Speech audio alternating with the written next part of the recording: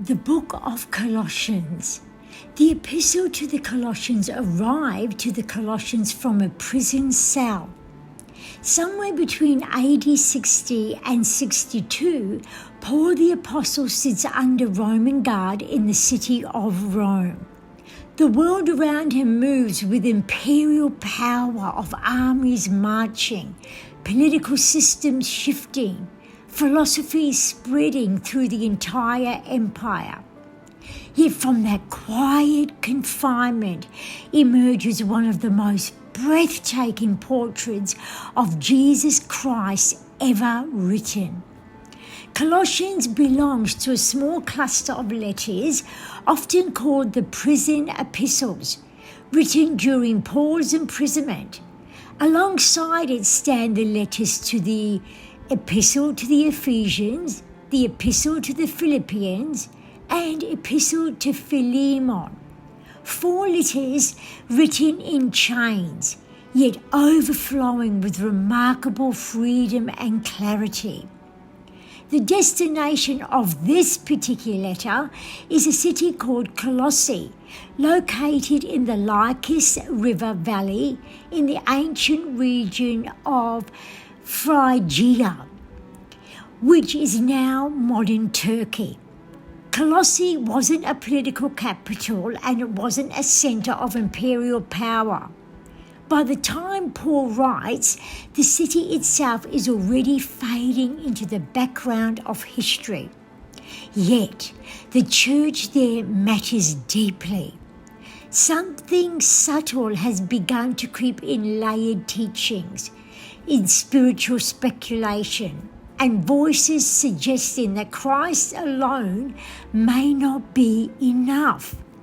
Ideas circulated about angels, mystical powers, hidden knowledge, and spiritual mediators standing between God and humanity. Many writers might have attempted to dismantle these errors one by one. Not Paul. Paul does something far more powerful. Instead of arguing with every idea, he unveils Christ. And once Christ is seen clearly, every lesser idea begins to collapse on its own.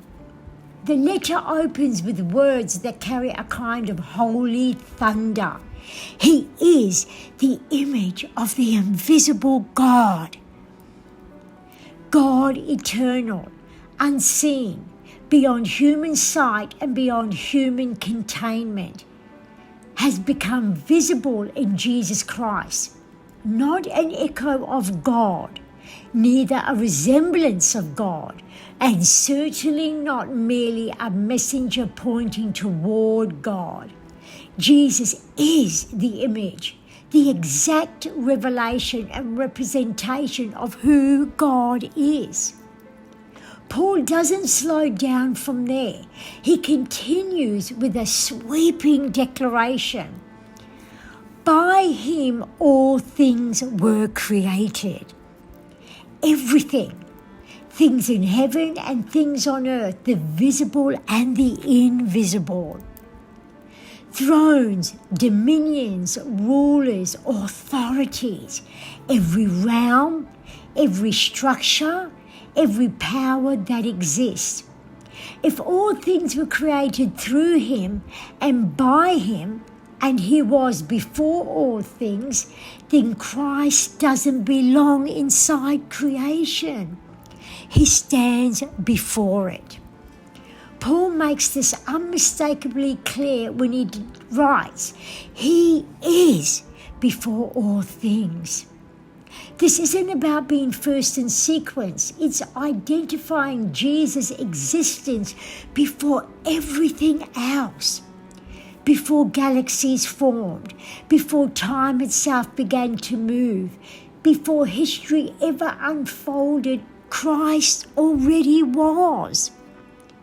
Then comes a line that stretches across the entire universe in its scope. In him all things hold together. The universe isn't self-sustaining.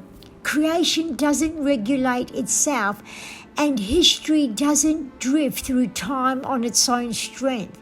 Rather, everything that exists is being held together by Christ. For Colossians, the divinity of Jesus is not merely a secondary idea sitting quietly beside other doctrines. Everything rises from it. His authority over creation, His authority over redemption, His authority over the church, and His supremacy over every spiritual power humanity has ever imagined. Paul then writes a line that settles the matter completely. In Him all the fullness of God was pleased to dwell. Not a portion of God or a fragment, the absolute fullness. This is the wonder of Colossians. It doesn't present Jesus as an enlightened teacher trying to guide humanity upward. It presents God stepping downward, the Creator entering creation, the one who stands before all things entering time itself. When Colossians calls Him the firstborn over all creation, it's not describing His beginning, it's actually describing His authority, His inheritance, and His rank over everything that exists. Christ stands over creation, not inside it. Everything exists because of Him. Everything exists through Him, and everything exists for Him. Nothing that exists came into existence apart from Him.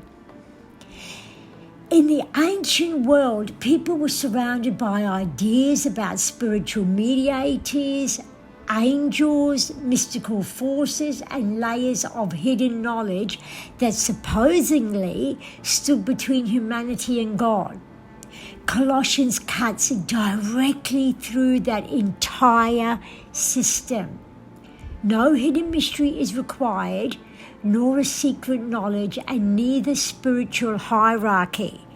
God has fully revealed Himself in Christ.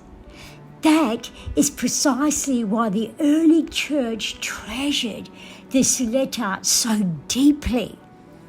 Colossians protected the faith from drifting into mystical systems that sounded spiritual while quietly shrinking Jesus.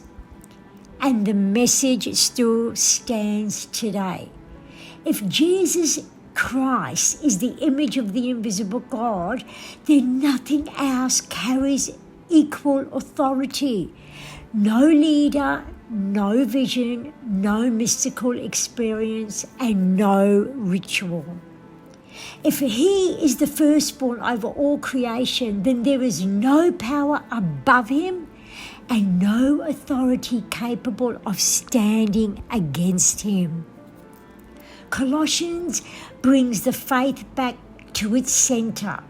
Know Christ, trust Christ, and live in Christ. Anything that demands more than that has already lost sight of the truth.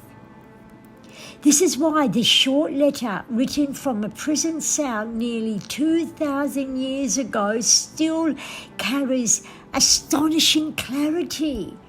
Colossians opens the curtains with direct revelation.